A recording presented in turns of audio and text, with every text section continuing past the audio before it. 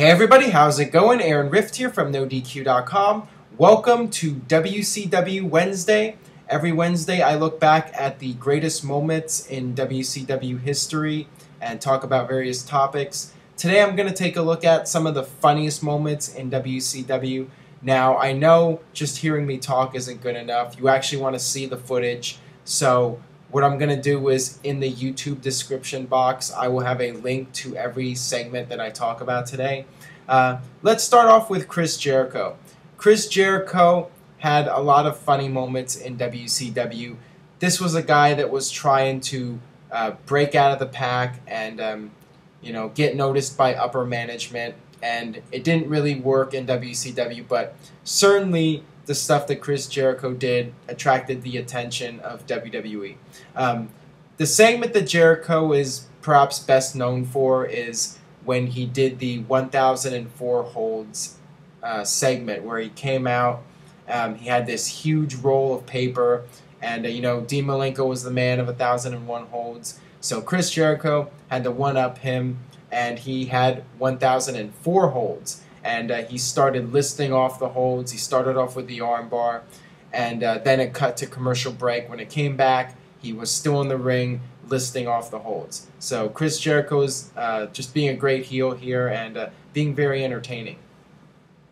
And then around the same time, he was doing this angle where he was talking about how he was a conspiracy victim and that WCW was out to get him. And he even went as far as to go to Washington, D.C. to protest, and he had the signs and all that. So, I mean, Chris Jericho, once again, just going all out to try to get himself noticed. And then another segment was when he was trying to get a feud going with Bill Goldberg.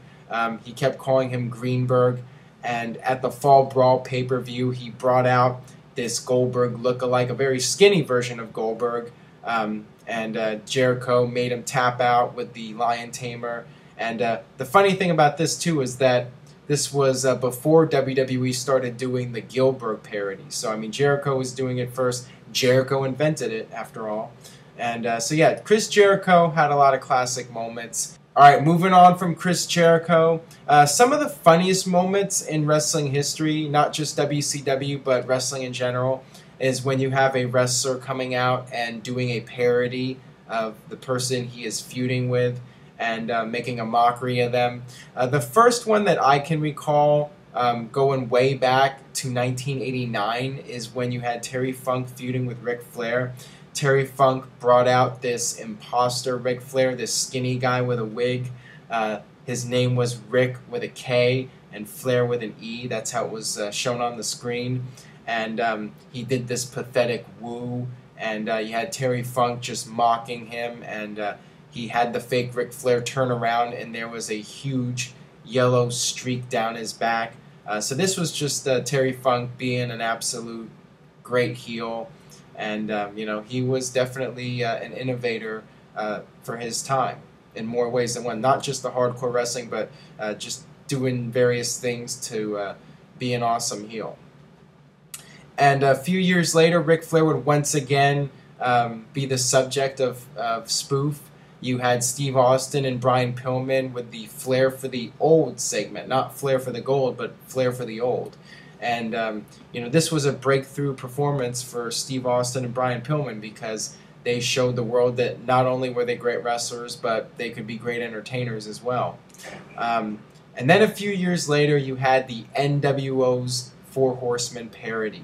And this was very significant because this was the first time you had an entire faction making fun of another faction, and then WWE would follow suit with the DX parodies of The Nation and Corporation. But, I mean, this was something really unique, and it was also controversial because, they were making fun of Arn Anderson's retirement. You had Kevin Nash dressed up as Arn Anderson, and you had Six-Pac dressed up as Ric Flair, and he was even crying like Ric Flair. And it generated some backstage heat. There were people in WCW, in particular, people close to Arn Anderson that were not happy about this segment at all. But I thought it was really funny, but, some people thought that it went too far and it was just getting too personal. and it was beyond wrestling. But you know, it was an unforgettable moment in WCW history. And then a few years after that, you had Kevin Nash making fun of Sid Vicious, and you had Kevin Nash dressed up as Sid, making fun of Sid for being a hillbilly. And perhaps the funniest moment, and this wasn't intentional, but you had Sid come out and say that he had half the brain that Kevin Nash does. And you know, most of these segments I'm talking about here were intentionally funny moments, but you know, this one was a little unintentional. But still, I mean, Kevin Nash was just really funny out there, mocking Sid, and just him and Scott Hall just making a complete mockery of him. Disco Inferno doing a parody of Konnan's rap music video. This was one of my all-time favorite WCW moments from a comedy standpoint. You had Konnan releasing this rap music video, and then the next week you had Disco Inferno come out and show everybody his version of the video. And basically he's superimposed over Konnan's video, and he's got his own rap lyrics over Konnan's lyrics, and then he starts dancing over Konnan. And the funniest thing is that when it cuts back to Disco and the announcers, you have Tony Schiavone, who's supposed to be this serious announcer, and he's just sitting there desperately trying not to burst out in laughter. So, you know, this was one of the funniest segments, in my opinion, from WCW. Next up, Ric Flair going crazy as the president of WCW. Ric Flair won the presidency from Eric Bischoff, and he was a babyface, but then he turned heel and he started to abuse his power. And this made for some really entertaining television. And one segment in particular I remember is when Ric Flair came out. He took off all of his clothes. He was in his boxers, and he called himself the President of the United States. And Gene Okerlund, of course, had to correct him, saying, no, WCW. And then Roddy Piper ended up having Ric Flair committed. Ric Flair went to the mental hospital, and Scott Hall was just there randomly. So this was, you know, really entertaining stuff. I mean, Ric Flair was just great here. 3 Count, one of my favorite comedy mid-card groups from WCW. I thought that this was one of Vince Russo's good ideas, because it was capitalizing off of the boy band craze of that time. You know, you had NSYNC and the Backstreet Boys and Boys to Men. So why not have a wrestling boy band faction? I mean, it made sense. And, you know, it gave something for the members of 3 Count to do. And, you know, they had their songs released. And those are always really fun when you have the wrestlers perform their own songs. And you had Tank Abbott. And I know a lot of people didn't like this because WCW is taking this badass UFC fighter and making him a comedy character, but it was just so absurd and over the top that I thought it was extremely entertaining and funny. And speaking of wrestlers doing their own songs, the West Texas Rednecks performing Rap is Crap, and they had their own music video, and then they even went as far as to perform the song on Monday Nitro at the Georgia Dome. And, you know, this was just great. And the thing about the West Texas Rednecks is that, you know, they were supposed to be heels, but, you know, they were just so entertaining and so funny that the fans started cheering them. And, you know, that wasn't WCW's intent for these guys to be over as babyfaces. All right, I'm going to wrap this up with a few more segments here, put them all together into one group. Kevin Nash and Scott Hall, the Outsiders. You know, Scott Hall and Kevin Nash never took themselves too seriously in WCW. They would go out there and just have a good time and ham it up, and they had some memorable moments. One moment I remember is when Scott Hall was wrestling Hector Garza, and Hall was basically mocking the referee, Mark Curtis, messing with his bow tie, messing with his pants and his shirt, and then out of nowhere, Hector Garza rolls him up and scores an upset victory. So Scott Hall is all pissed off, and you know, it was just Scott Hall doing his thing there.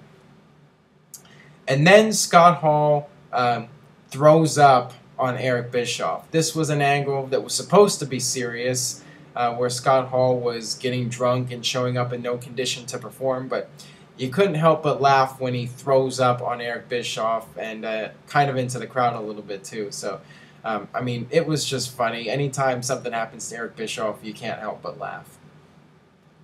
And then another segment was Scott Hall. You know, WCW used to do these Nitro shows at Club La Vila in Florida. You had the ring, and then you had the ring surrounded by a huge pool, and you had the giant throwing Scott Hall into the pool. So, I mean, this was just really fun, a fun moment in WCW. Anytime somebody got thrown into the pool on one of these Nitros, it was always funny and entertaining.